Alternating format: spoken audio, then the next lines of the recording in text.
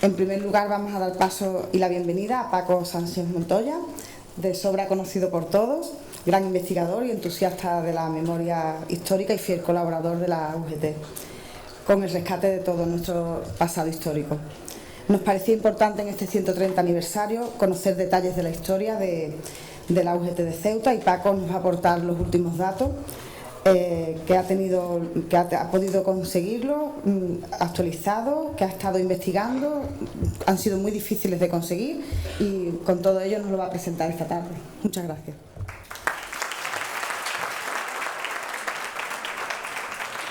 Sí, buenas tardes. En primer lugar, dar las gracias a la OGT por invitarme a este 130 aniversario, a sus actos, y la verdad que, en fin, su secretario general, José Carlos Pérez, gracias, y también al representante o al encargado o la sección de memoria histórica de la OGT, Pepe Mata, que yo sé que también él lucha porque la memoria histórica en la OGT siga viva.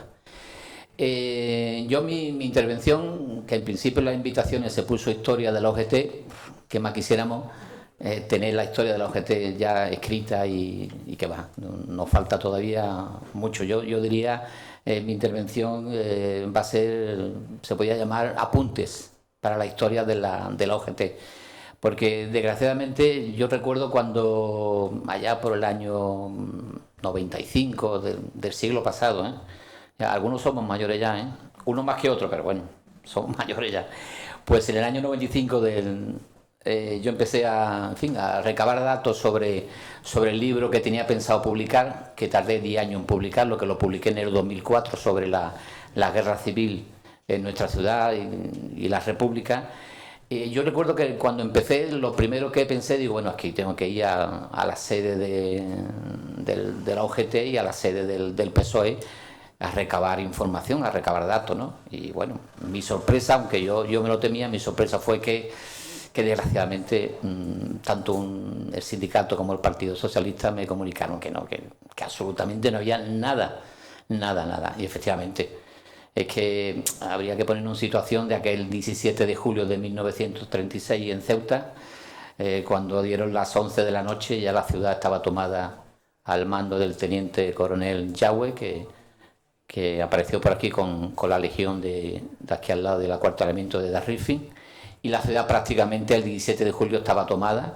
La sede de los partidos políticos, del templo masónico de la calle Teniente Pacheco y, como no, de la Casa del Pueblo, fue tomada por las tropas sublevadas y arrasaron con todo, arrasaron con fichas, con documentos, con fotografías y bueno, lo único que he podido yo conseguir, y también Pepe Mata, yo sé que ha conseguido mucho, es a través de la prensa. Hemos podido conseguir bastantes datos y sobre todo también de los cientos de consejos de guerra que yo he consultado para aquel libro que hice y que investigué durante 10 años. Y entonces, bueno, en los consejos de guerra me he encontrado muchas fotografías, carnet del partido, en fin, he podido recabar. Entonces, bueno, pues yo diría que estos son apuntes que yo voy a dar para en un futuro, pues que se escriba ese libro en condiciones de la historia de la OGT y del movimiento sindical en nuestra ciudad.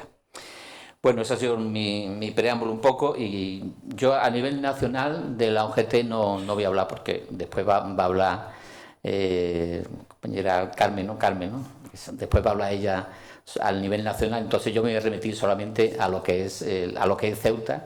Y bueno, lo único es recordar la fecha, que fue en 1888 en Barcelona, cuando se funda la OGT, donde Pablo Iglesias, como tenemos ahí en las imágenes, pues, y bueno, se funda la OGT en Barcelona y cumple 130 años. Como apunte, bueno, decir que durante la primera década del siglo XX la OGT experimenta un periodo de desarrollo ideológico y organizativo por toda España. Y es en estas primeras décadas, ahí tenemos nuestro paseo de Rebellín, en estas primeras décadas cuando el movimiento obrero se hace presente en nuestra ciudad. Y por un motivo, Ceuta fue punta de lanza de la ocupación en el protectorado español, que recordemos que comenzó en 1912. La ciudad pasó vertiginosamente de presidio. Recordemos que el presidio en Ceuta fue clausurado en 1910, después fue plaza militar y posteriormente ya en las décadas de los años 20, años 30 ya la ciudad, la población civil fue tomando peso en la ciudad. Y todas estas transformaciones están unidas a los orígenes del movimiento obrero y, por supuesto, del OGT en nuestra ciudad. Porque fueron muchos los trabajadores peninsulares quienes se trasladan a nuestra ciudad al compás de la apertura de las explotaciones en el protectorado aquí al lado. Son obreros que, por otra parte, no encontraban trabajo en el resto del país, dando lugar a una avalancha de población a finales de la década de los años 20. Los años 20, años 30, Ceuta tiene ya una población de 50.000 habitantes, o sea, una exageración de habitantes. Claro, es que Ceuta servía como lanza para que aquellos peninsulares, sobre todo de la Baja Andalucía, que no encontraba trabajo, Ceuta servía como punta de lanza para después trasladarse al protectorado.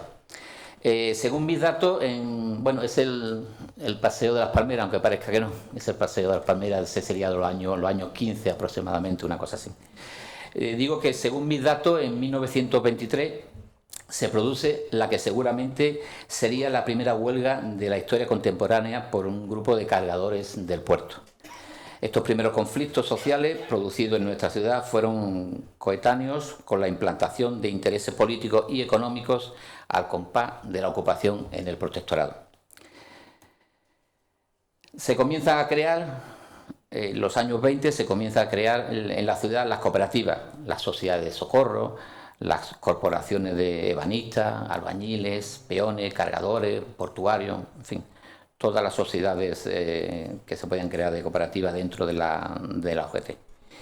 Y en estas primeras décadas del siglo XX nacen en nuestro país los centros educativos de esparcimiento como las casas del pueblo.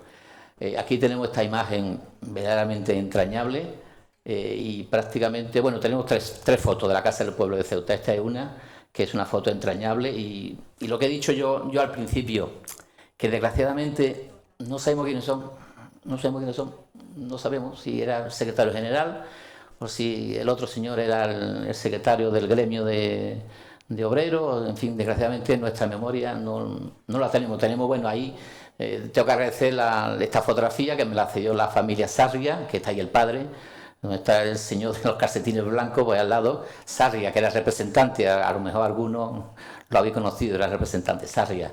O también vemos allí a la izquierda un señor que hay con un traje negro que tenía un comercio en Ceuta, en Casa Serafín. No sé si acordáis, Casa Serafín. Pues ese hombre, ahí está Serafín, tendría a lo mejor 18 años, cosas así. Pero los demás, desgraciadamente, nos faltan nombres, nos faltan datos, nos faltan fechas, nos faltan muchas cosas. Pues como digo, esta foto entrañable de la Casa del Pueblo de Ceuta, que afortunadamente hace un par de días se colocó una placa ubicando donde estuvo esa Casa del Pueblo, en la calle Agustina de Aragón. En Ceuta, como digo, tuvimos una que servía de centro de las diferentes secciones de la OGT. En ella pues, se celebraban mítines y reuniones. Incluso, he podido ver en la prensa, dada su amplitud, se representaban obras de teatro de carácter social. Pero tras la guerra civil, como he dicho anteriormente, fue expoliada y, en fin, no tenemos ningún dato apenas que aportar. La llegada al poder del general Primo de Rivera, mediante un golpe en 1923, aumenta las protestas obreras. La prensa local da buena cuenta de ello, con múltiples detenciones tras cualquier reunión sindical. El poder civil en el ayuntamiento ceutí es reemplazado por una junta militar, pasando las mejoras sociales conseguidas por la OGT a un segundo plano. Pero la OGT, tras el desplome de la dictadura de Primo de Rivera en 1930 y la celebración de elecciones municipales para el 12 de abril de 1931, recobra un claro protagonismo. De esta imagen no hay que hablar nada, todos las conocemos, la programación de la Segunda República en nuestra ciudad, donde según los medios de comunicación, cerca de 20.000 personas se dieron cita en este esperanzador 15 de abril de 1931. El PSOE y la UGT, junto a los republicanos ceutíes, liderado por el médico Sánchez Prado, forman lo que se llamó la conjunción republicano-socialista. Tras las elecciones, los ceutíes se decantaron claramente por esta unión, obteniendo el 80% de los votos, con 22 concejales, de los 35 concejales que en aquel entonces estaba formada la corporación municipal. Obtiene la alcaldía Sánchez Prado, como todos hemos conocido, en fin, y ya hemos hablado muchas veces de ello.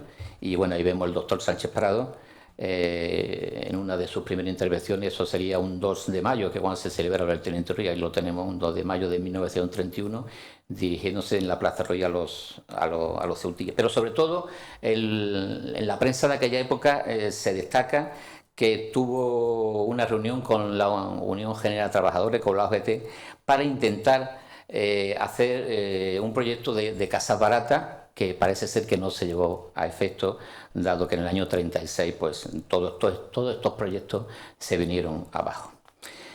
El poder de convocatoria de la OGT en nuestra ciudad se plasma en el 1 de mayo de 1931. Aquí tenemos esta preciosa imagen. Tengo que agradecer a la familia del doctor Sánchez Prado que me la cediera. Ahí tenemos el conocido Paseo de las Palmeras. En la primera fila vemos al doctor Sánchez Prado, vemos al también dirigente de la OGT y presidente del Partido Socialista en algunos momentos, David Valverde, al delegado del gobierno, en fin. Después detrás vemos una bandera, que esa bandera es de la OGT, está ahí en primer plano. Y después al fondo vemos un retrato de Pablo Iglesias. Todo esto tiene cierto sentido, el protagonismo de la OGT en esta manifestación, que veremos dentro de un momento. Según cuenta la prensa de aquella época, cerca de 15.000 ceutíes se dieron cita en la manifestación organizada por la OGT. También la OGT organizó varias conferencias en la Casa del Pueblo, y una de ellas estuvo efectuada por la joven doctora ceutí Antonia Castillo, que habría que recordar. Y esto en gran medida ha pasado un poco al olvido, aunque bueno, poco a poco estamos intentando que la doctora Castillo tenga su lugar, y en fin, hace cuestión de un par de años conseguimos que se le diera una calle en nuestra ciudad.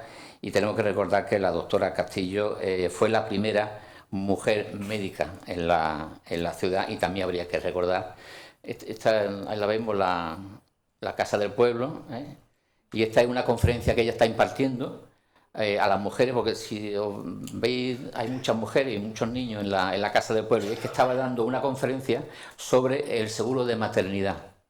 Desgraciadamente después, cuando llega el año 36, llega el golpe militar, la acusan de dar mítines en la Casa del Pueblo. O sea que, en fin, como digo, fue represaliada y expulsada del ayuntamiento. Se exilió a México junto a su marido Luis Abad Carretero, profesor del Instituto Hispano-Marroquí. Hay otra foto de ella, tenemos otra foto de ella, de la doctora Castillo, y en fin, esta foto, si aprecian ahí los números, esos números es porque esta foto está sacada de un consejo de guerra, y entonces la foto se utiliza para llevar a cabo la represión contra los sindicalistas ceutíes. Entonces seguramente todo eso que están con números serían después pasados por las armas, serían fusilados. Pero vuelvo otra vez a recordar que, bueno, tenemos los nombres de estos señores, pero nos faltan los cargos: quién era el secretario general, quién era el jefe de la sección de diferentes departamentos de la OGT, que bueno, intentaremos en años próximos tener mucho más datos. En el primero, como volvemos otra vez, el 1 de mayo de 1931, se descubrió una placa por parte del alcalde Sánchez Prado. Aquí lo tenemos, esta es la Marina Española. Ahí tenemos más imágenes de la manifestación. Ahí tenemos el sindicato de correo y telégrafo. Vemos que fue impresionante aquel 1 de mayo de 1931. En nuestra ciudad fue impresionante cómo iban haciendo un hueco, y seguramente aquí estaban los de correo, más atrás estarían los de oficios varios, más adelante los carpinteros, en fin, que una manifestación donde la OGT tuvo un protagonismo muy, muy importante. Pues como digo, en ese 1 de mayo de 1931 se descubrió una placa por parte del alcalde, que lo tenemos ahí en el balcón, en la parte de arriba, el alcalde Sánchez Prado, en la calle Marina Española. Para ubicarnos, este edificio es donde estuvo Muebles Marruecos, bajando el Colegio del Agustino a mano izquierda, ¿no? Y entonces, bueno, ahí vemos al doctor Sánchez Prado descubriendo la placa a Pablo Iglesias. Hay un detalle, aunque yo lo he contado algunas veces, pero puede ser que pase que algunos no se hayan enterado cuando yo lo he contado. Y si ven debajo de la placa pone Franco. En la foto original, yo pensé que que Franco se hubiera podido poner en los años 40, los años 50, en fin, alguno que quiso ponerla ahí. Pero no, porque la foto original que está en el archivo municipal, en nuestro ayuntamiento, está en la foto. Además se ve que la F está debajo de las flores. Y claro, esto tiene un sentido, por lo menos el sentido que yo le doy, que este Franco es Ramón Franco, hermano del general Franco, que era pro-republicano, en fin, una persona muy vinculada con la Segunda República, ¿no? Y entonces, bueno, ahí vemos al doctor Sánchez Prado, vemos la placa, el retrato de Pablo Iglesias, que iba en la manifestación del 1 de mayo, la bandera de la UGT, y en fin, están todos los ceutíes pues contentos de que a la actual Marina Española se le diera el nombre de Pablo Iglesias. Otra fecha importante de la UGT en nuestra ciudad tuvo lugar en enero de 1932, cuando se nombra al primer alcalde socialista de la historia de Ceuta, el destacado miembro de la UGT, David Valverde Soriano. Hizo muchísimas cosas en nuestra ciudad. Era miembro del PSOE, además de la UGT, y bueno, pues su labor estuvo en el mercado central que tenemos actualmente, el campo de fútbol. Alfonso Murube también fue bajo su mandato, y hubo también muchísimas obras sociales que llevó a cabo el dirigente de la UGT, David Valverde Soriano. Y cuenta la prensa como cosa curiosa, como cosa anecdótica, que tras una huelga que hubo en Ceuta, promovida por la UGT en 1933, siendo el alcalde, David Valverde se dirigió a la Casa del Pueblo, reunió a todos los dirigentes UGTistas, se subieron a una mesa, porque más bien era bajito. Ahora después vamos a ver una foto, a ver la foto, ¿no? Y este señor bajito se subió a la mesa para imponer un poco más, así imponía un poquito más. Y se subió a una mesa y tomó la palabra, en fin, y se dirigió a todos los UGTistas diciendo que, en fin, y total, que el hombre consiguió que esa huelga llegara a un acuerdo con la patronal, y consiguió que no se llevara a cabo, ¿no?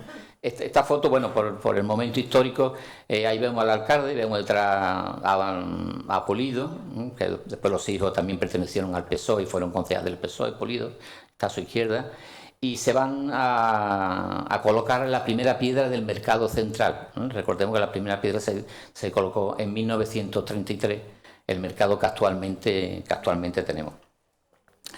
Por su militancia UGTista, bueno, y como todos los UGTistas y miembros del PSOE también, el golpe militar del 17 de julio fue sacado de su casa, fue trasladado a la prisión de García de Ave y fue ejecutado en cualquier descampado de nuestra ciudad en la madrugada del 22 de enero de 1937, junto a 33 compañeros más, sin juicio ninguno.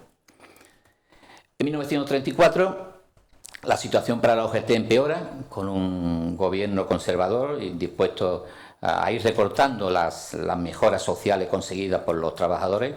Entonces, bueno, pues la huelga general de octubre de 1934 acaba con la prisión de muchísimos UGTistas y muchísimos miembros del PSOE en la fortaleza del Monte Hacho, hasta que en 1936, con el triunfo del Frente Popular, ya salen en libertad. Continuando con momento histórico de la UGT ceutí, pues fue también el triunfo del Frente Popular en las elecciones generales de febrero de 1936. Incluso la UGT tuvo mucho que ver en la vuelta a la alcaldía del médico Sánchez Prado en febrero de 1936, como digo, ya que el dirigente UGTista, volvemos otra vez a David Valverde, y ese alcalde de Ceuta, tomó la palabra en un pleno tras ganar el Frente Popular de Izquierda. Tomó la palabra, como digo, en ese pleno, y dijo que había que proponer nuevamente como alcalde al doctor Sánchez Prado, lo que la corporación municipal aprobó por mayoría. Las organizaciones sindicales y políticas de izquierda recobran, la verdad, un claro protagonismo y la prueba estuvo en la numerosa asistencia de Ceuta al 1 de mayo de 1936. Ahí tenemos la manifestación de 1 de mayo de 1936, esa es la Plaza de los Reyes, está la delegación del gobierno antigua y bueno, es impresionante, en aquel momento el movimiento sindical y el movimiento de reivindicación de nuestros paisanos, de nuestros obreros, en fin, intentando conseguir muchas mejores. De esta manifestación hay varias imágenes, aquí tenemos otra, igual de la Plaza de los Reyes, donde hay una tribuna, donde se encuentra el diputado por Ceuta, Martínez Pedroso, y aquí están también pues, pasando por debajo del arco que se forma. Esta es la sección ciclista de la UGT. La UGT tenía una sección ciclista en aquella época, pero no eran de carrera, me imagino que serían para llevar cartas y cosas de esas, no sé. Y entonces, bueno, pues tenían ahí, y los hombres cuando pasaban debajo del arco levantaban el puño, en fin, en señal de reivindicación, y, en fin, la verdad que la foto es muy entrañable, muy entrañable. Bueno, pues damos un salto en el tiempo, acabaron con la Segunda República y bueno, tras tener conocimiento del golpe militar que se estaba efectuando en Melilla en la tarde del 17 de julio de 1936, la OGT organiza una reunión en la Casa del Pueblo para estudiar los acontecimientos que se están produciendo. Esta imagen también es una imagen histórica. Esto es 19 de julio de 1936.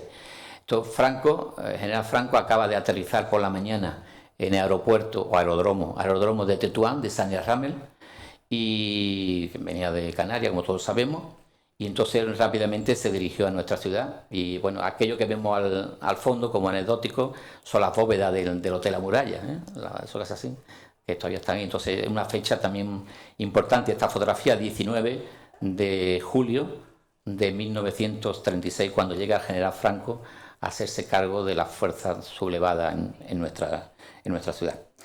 El presidente de la Casa del Pueblo y militante de la OGT, Sebastián Ordóñez, quien sería ejecutado en la vía pública, como todos, en agosto de 1936, se reúne con el delegado del gobierno para pedirle armas para los obreros y con ello organizar una defensa para la posible sublevación como está pasando en Melilla.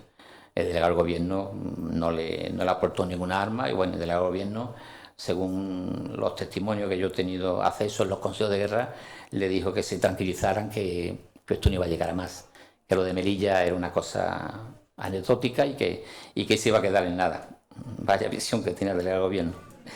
Bueno, pues sobre las 11 de la noche del 17 de julio, las tropas sublevadas toman la ciudad, como he dicho anteriormente, y es el teniente coronel Yagüe, que viene con tropas de la Legión desde el acuartelamiento de Darrifin, y prácticamente la ciudad queda tomada en la madrugada del 18 de julio. Y con la guerra civil se inicia un periodo de extraordinario esfuerzo para el movimiento sindical ceutí.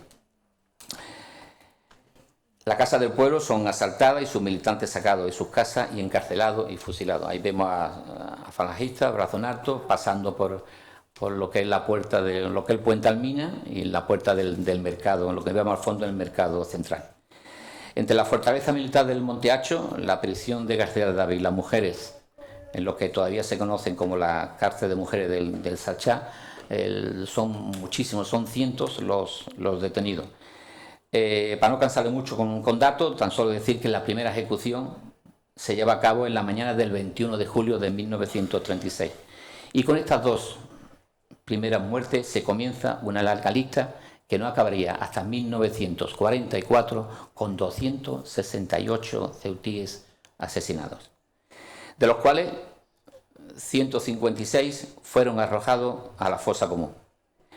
Ahí tenemos al general Franco, también una imagen histórica en nuestra ciudad, el general Franco desde la circunscripción militar. Ese edificio estaba junto a la iglesia de los Remedios, donde hoy en día, de la iglesia de África, donde está la estatua de González Tabla, pues estaba ese edificio ahí, la circunscripción, y ahí el general Franco, el 19 de julio de 1936, se dirige a los ceutíes, y como dato curioso, y yo ha pasado un poco de desapercibido, o tal vez no. En la prensa se indica que el general Franco, cuando termina de hablar, termina diciendo «Viva la República». En fin. Sí. Y como digo, de las 268 víctimas de la represión en nuestra ciudad, 156 están en esa fosa común, que están ahí sus nombres. Y como dato también así de represión hacia el movimiento sindical, hacia el OGT, tenemos una fecha clave, que fue el 16 de octubre de 1936. Ese día se comenzó el Consejo de Guerra con más personas implicadas. En total fueron 50, o sea, en el mismo consejo iban 50 militantes, 50 sindicalistas. Todos eran de la OGT y algunos de la CNT. Está solo reseñar que de los 50, 26 fueron fusilados y el resto a largas condenas. La verdad que el golpe militar fue un duro golpe, repitiendo, para el movimiento sindical en la ciudad. Tras la muerte del general Franco, en fin, toda esa larga noche de 40 años de dictadura, pues el movimiento ceutí sindical estuvo prácticamente en oscura. Bueno, algunas reuniones que tenía nuestro querido Fructuoso Miaja, miembro de los OGT y miembro del PSOE, que yo sé que él tenía algunas reuniones que hacía en su conocido bar, el Noray, se reunía, también me contaba que se reunían en Tetuán con algunos sindicalistas que vivían en Tánger o en Casablanca, tenían algunas reuniones, pero prácticamente durante la dictadura el movimiento sindical ceutí estuvo prácticamente apagado. Pero tras la muerte del general Franco en 1975, al año siguiente UGT celebra su 13º congreso, ya en Madrid, pero aún en la ilegalidad.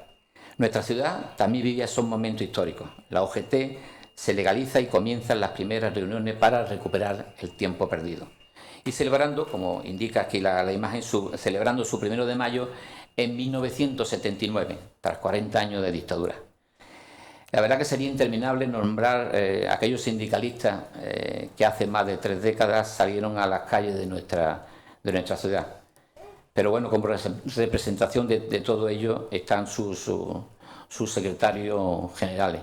Aquí también hay un secretario general, Massot, y esta es la primera reunión en el Palacio Autonómico Antiguo, donde miembros de la OGT y del PSOE quitaron el cuadro del general Franco en la primera asamblea de la corporación municipal. Y bueno, y para terminar solamente decir que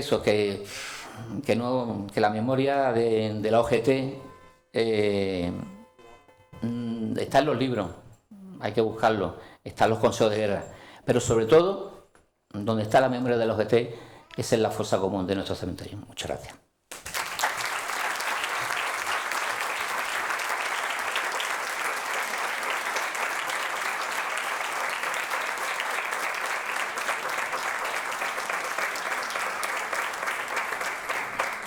Muchas gracias, Paco.